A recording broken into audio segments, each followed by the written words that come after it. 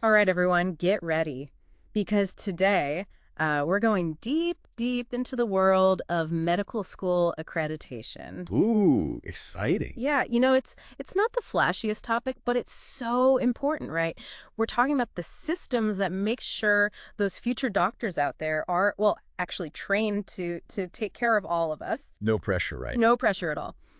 Our listener wants to understand this process better, and lucky for us, there's this academic paper that really breaks it all down. Oh, what's it called? It's titled Reimagining the Medical School Accreditation Process in a Rapidly Changing Healthcare Environment.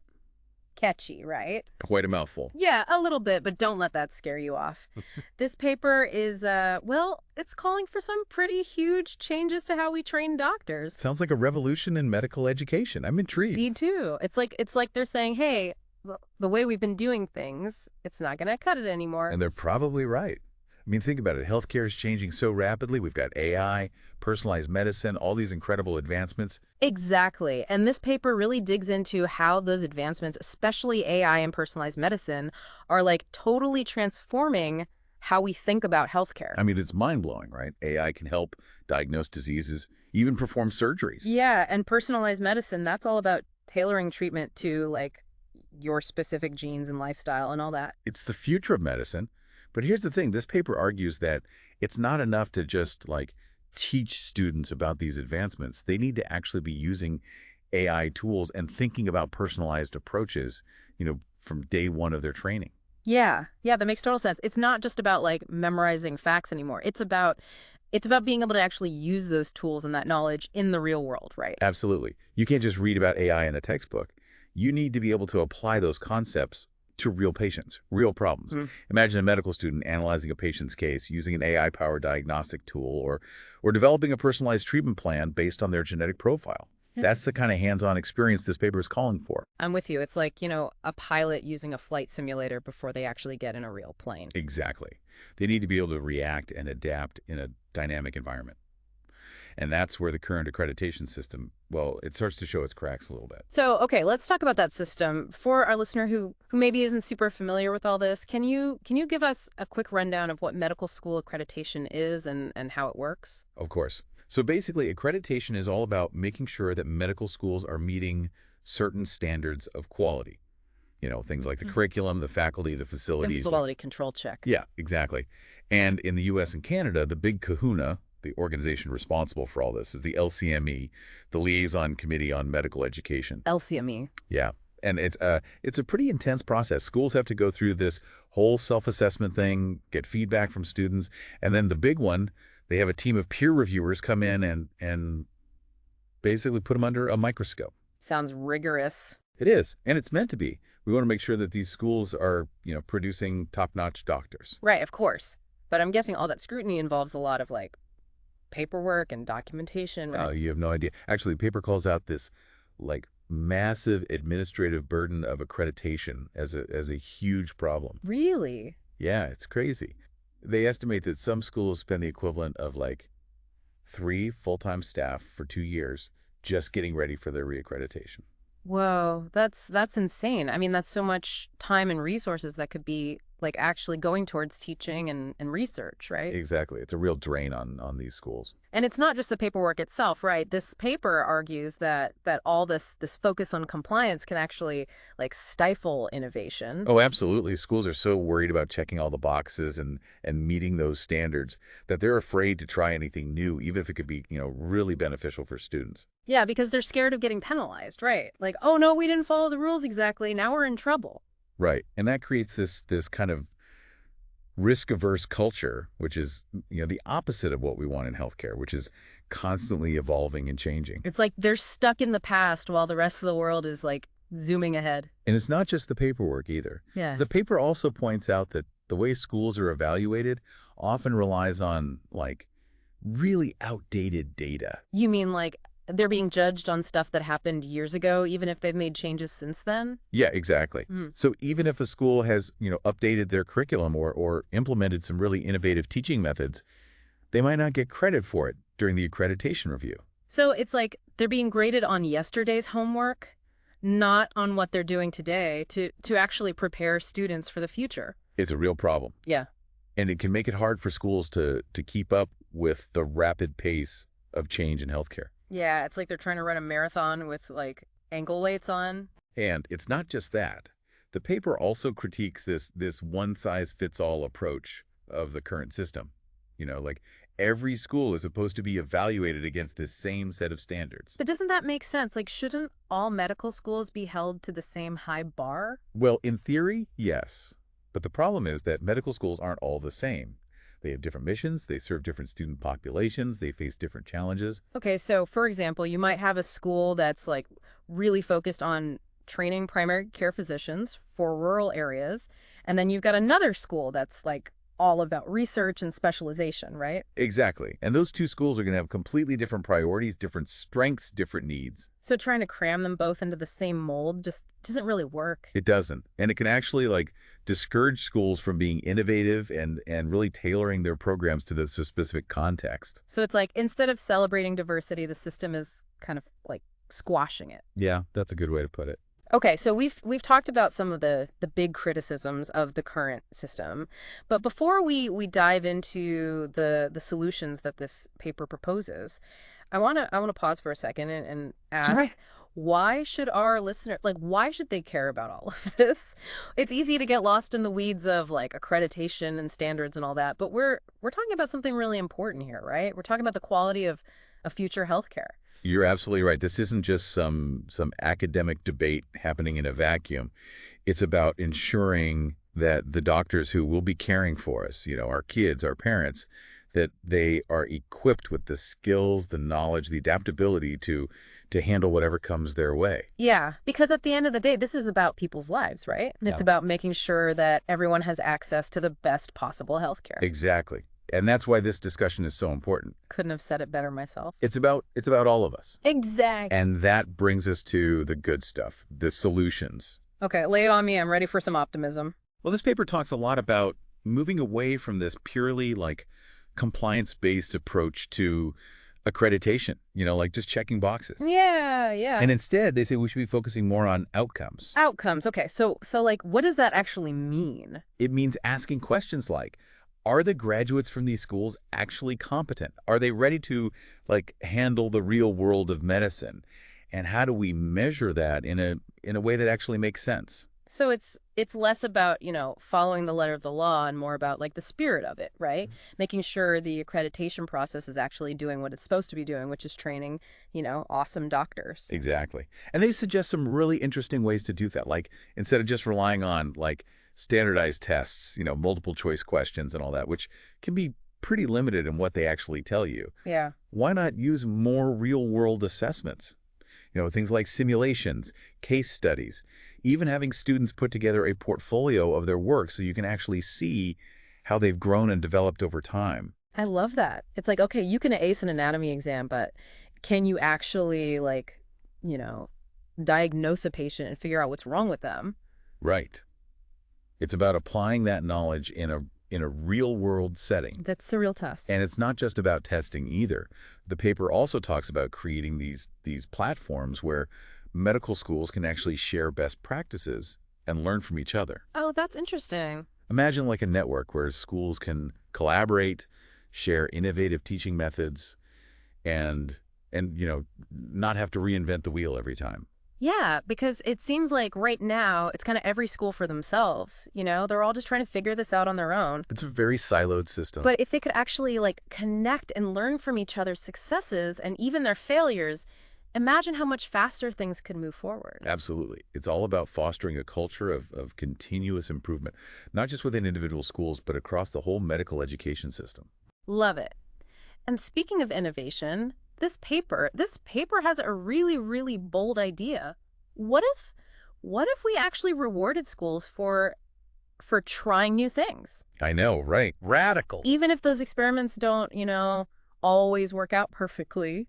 Because right now it feels like schools are almost penalized for stepping outside the box, right? Yeah. They're so scared of not meeting every single standard that they just stick to the tried and true, even if it's not the most effective way to train future doctors. Right, because what if they mess up and then they lose their accreditation? That's like the worst case scenario for them. It's a huge risk. It's like we're basically saying don't be creative, don't take risks. Just stay in your lane. And that's the opposite of how real progress happens, right? Yeah. We need to be encouraging experimentation, Yeah. even if it leads to, some bumps along the Yeah, way. because those bumps, those are like learning opportunities. Exactly. It's like, what's that famous Thomas Edison quote? Something like, "I haven't failed. I've just found 10,000 ways that won't work."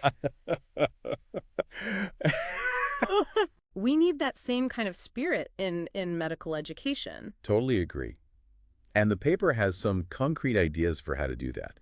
They talk about things like innovation grants, awards for schools that are developing like groundbreaking teaching methods, even having like an accreditation standard that's specifically focused on innovation. So instead of like getting dinged for trying something new, they'd be celebrated for it. Exactly. It's about recognizing and rewarding those who are, pushing the envelope and trying to make things better.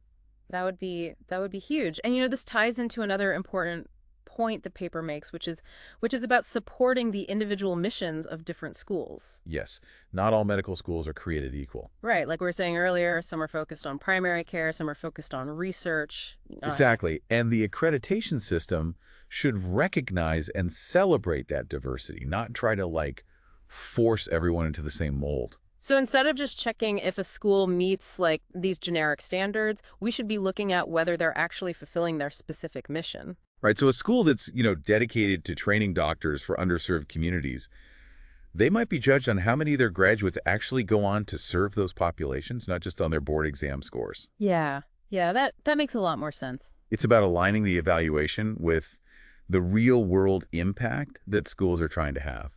Okay, this is starting to sound like a pretty big departure from the current system. It's a bold vision. It is. And I have to admit, a part of me is thinking, is this a little too pie in the sky? We're talking about changing a system that's been in place for It's decades. definitely ambitious. It is. But, I guess the current system wasn't built overnight either, right? It evolved over time, and now we're facing a whole new set of challenges. Right. Things are changing so rapidly in healthcare. It makes sense that the system needs to adapt, too. I guess what I'm really wondering is there any evidence that this kind of transformation is even possible? Are there any schools out there that are actually doing things differently, like pushing the boundaries? That is a great question, and the answer is a resounding yes. There are schools all over the world that are experimenting with new teaching methods, embracing technology, and really reimagining what it means to be a doctor in the 21st century. Okay, tell me more. I'm all ears. Well, for starters, there are schools that are using virtual reality simulations as part of their training. Whoa, VR for doctors. That sounds like science fiction. And I know, right? But it's happening. And the benefits are pretty incredible. Students can practice complex procedures in this virtual operating room, without any risk to real patients. That's amazing. It's like a flight simulator for surgeons. Exactly. And it allows them to make mistakes and learn from them in a safe environment. And it also gives them experience with procedures they might not actually encounter until much later in their training, right? Absolutely. It's a game changer. That's so cool. And it's not just surgery either. Some schools are using AI-powered platforms to actually personalize the learning experience for each student. So instead of everyone getting the same lectures and assignments, each student gets a custom designed education. That's the idea. It's like having a personal tutor for every single med student. Wow, I wish they had that when I was in school. Right. It can identify students' strengths and weaknesses, tailor content to their needs, even provide personalized feedback. That sounds incredible. But wouldn't that take a ton of resources? I mean, how can a school possibly do that for, hundreds of students? That's where the AI comes in. It can analyze data, track progress, and make recommendations in a way that humans just couldn't do on such a large scale. So it's like having a superpowered teaching assistant. Exactly. And it frees up faculty time so they can focus on, the things that humans are really good at, like mentoring and coaching. That makes a lot of sense. And it also addresses one of the big concerns that this paper brings up, which is, the just overwhelming workload that a lot of faculty are facing. Yes, burnout is a huge problem in academia. If technology can help streamline some of those administrative tasks, then that frees up more time for, teaching and research and all the things that that really matter. Absolutely. And these are just a few examples. There are schools that are partnering with community health centers to give students more diverse clinical experiences. Schools that are incorporating things like mindfulness and well-being practices into their curricula. And schools that are actively recruiting students from underrepresented backgrounds to create a more diverse and inclusive medical workforce. Okay, I'm officially inspired. It sounds like there's a lot of really cool stuff happening out there, even if the accreditation system hasn't quite caught up yet. The innovation is there. It is, and that gives me hope for the future. Me too. And I think it shows that, medical educators, they are passionate about training the next generation of doctors, and they're willing to try new things to do it better. The challenge is creating a system that actually supports and encourages that innovation. So how do we do that? How do we bridge that gap between the innovators and the system that's supposed to be evaluating them? Well, that's where the rubber meets the road, right? And that's what we're going to be talking about in the final part of this deep dive.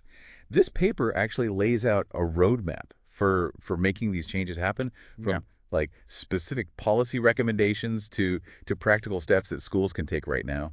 Welcome back to the deep dive, everyone. We've been on quite a journey exploring the future of medical education. Yeah, from AI doctors to VR operating rooms. It's a lot to wrap your head around, right? It is. But as we've seen, the way we train those future doctors, well, it needs a little bit of an update. It needs a lot of an update. It does. It does. But luckily, the authors of this paper, they don't just complain about the problems. They actually offer some really practical solutions. Okay, I'm all ears. Let's hear those solutions. In the last part, we were talking about those really inspiring examples of schools that are kind of pushing the boundaries, trying new things. Yeah, those innovators. But let's be real. Not every medical school has, unlimited resources. They can't all just suddenly become like high-tech medical Hogwarts. Right, and the paper gets that. They emphasize that change needs to happen at all levels, from individual schools to the national accreditation bodies. Okay. But there's this common thread that runs through all of their recommendations, this idea of shifting the focus from what students learn to what they can actually do. Competency-based education. Exactly. We've talked about it a bit, but for our listener who's maybe just tuning in, can you break down what CBE actually looks like in action? How do you actually measure competence beyond just, checking off courses on a transcript? That's the big question. And the paper gets pretty specific, They suggest using things like simulations, standardized patient encounters, even having students put together portfolios of their work to showcase their progress. Oh, I like that. Like a portfolio. Yeah. It's about demonstrating skills in real-world context, not just spitting back facts on an exam. So imagine this, instead of just memorizing, the steps of a surgical procedure from a textbook, a student could actually practice it in a virtual reality simulation. Yeah. Okay. And then they could demonstrate their skills on a standardized patient, like one of those actors who's trained to portray specific symptoms. Exactly. And then all of that evidence, they put it together in this portfolio, and you can actually see how they've grown and developed over time. There's a much more holistic view of their abilities. It is.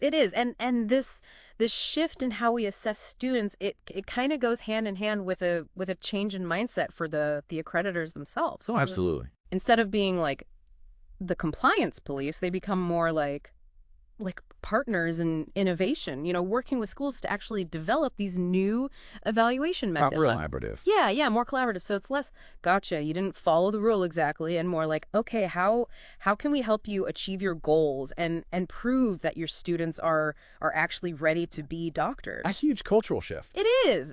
And it requires trust, right? The paper talks a lot about moving away from this kind of fear-based system where schools are just terrified of being penalized for deviating from the norm. Yeah, they're walking on eggshells. Yeah, they're walking on eggshells. But what if we actually flipped the script and rewarded schools for trying new things? That would be amazing. It would. I love that idea. But how would that actually work? How would we actually incentivize innovation? Well, the paper throws out some concrete ideas. They talk about things like innovation grants, giving schools money to actually experiment with new approaches. Okay, I like that. Funding always helps. It does.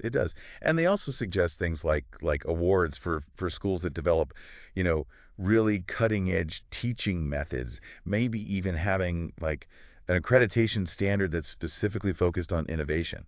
So instead of like getting a bad grade for trying something new, they would actually be like recognized for it. Celebrated. Celebrated, yeah. That would be huge. It would, and it ties into another key point that we've touched on a few times, which is, supporting the individual missions of different schools. Right, because not every medical school is trying to do the same thing. Exactly. You've got schools that are focused on training primary care doctors for rural areas. You've got schools that are, specializing in cutting edge research, and they all need to be assessed differently. Because a cookie cutter approach it doesn't make sense. It doesn't. It doesn't. And the paper recommends that accreditors should really take into account whether a school is fulfilling their specific mission, not just like meeting some generic set of standards. So like a school that's really focused on community health, they might be judged on, how many of their graduates actually go on to practice in those settings, not just on their board exam score. Exactly. Yeah, that makes a lot more sense. It's about aligning the evaluation with the real world impact that the school is trying to have. I like it. I like it. But, even with all these amazing ideas, even if we change how we assess students, even if we reward innovation, there's still this big elephant in the room, right? Yeah. Which is the mountains of paperwork that come with the accreditation process. The bureaucracy. The bureaucracy, it's just overwhelming. And I imagine it's especially like daunting for medical schools where faculty are already, stretched so thin. They're juggling so many things. They are. Teaching, research, patient care, and then on top of all that, they've got to deal with all this paperwork. It's a lot. It's a lot. It's a lot. And the paper, they actually propose some solutions for this too. Okay. They talk about exploring ways to reduce that administrative burden, whether it's, simplifying the documentation requirements or using technology to make data collection and reporting more efficient. How technology can be our friend. It can be. Yeah. They even suggest, maybe offering financial support to schools to help offset the costs of accreditation. Now you're talking. Right. Because money talks. It does. It does. If we want schools to innovate, we need to give them the resources to do it. Absolutely. And I think that's where all of this circles back to our listener. This isn't just some theoretical debate happening in ivory towers. This has real implications for the kind of care that you will receive in the future. Right. This is about your health. This is about your health. Your life. It's personal. Imagine walking into a doctor's office and knowing that they were trained in a system that encouraged them to be adaptable, to be innovative, to be truly focused on patient outcomes. Wouldn't that be great? That's the vision that this paper lays out, and it's pretty exciting. It is exciting, but as they emphasize, it's going to take a collective effort to get there. Yeah. It's not just about accreditors changing their standards. It's about medical schools embracing new approaches. It's about policymakers providing support. It's even about patients, demanding better from the system. So as we wrap up this deep dive, we want to leave you with a challenge. Okay, a challenge. Don't just be a passive recipient of healthcare.